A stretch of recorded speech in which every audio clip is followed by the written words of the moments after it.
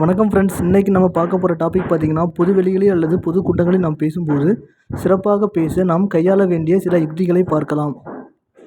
நீங்கள் தொடங்கும் முன் பார்வையாளரின் ஆர்வம் எதிர்பார்ப்புகளை புரிந்து கொண்டு பேச வேண்டும்.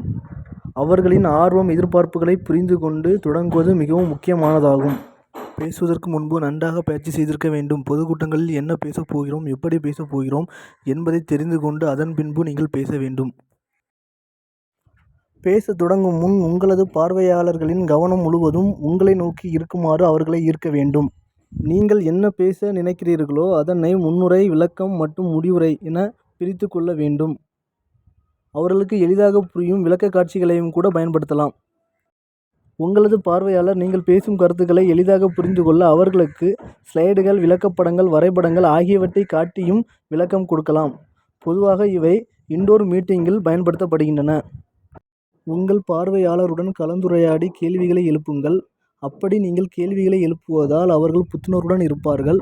அவர்கள் புத்துணர்வுடன் இருப்பதால் மேலும் நீங்கள் பேசும் கருத்துக்களை சலிப்பின்றி கேட்பார்கள்.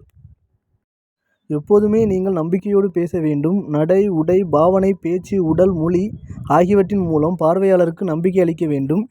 தெளிவாகவும் அவர்களுக்கு எளிதாக கேட்கும் வகையில் நீங்கள் பேச வேண்டும்.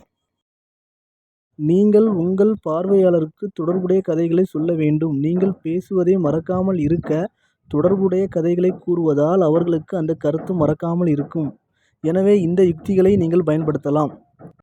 நீங்கள் பார்வையாளருடன் பேசும்போது பதட்டம் ஏற்படலாம். அந்த பதட்டம் ஏற்படும் போது அதை நீங்கள் நேர்மறை ஆற்றலாக மாற்றிக்கொள்ள வேண்டும்.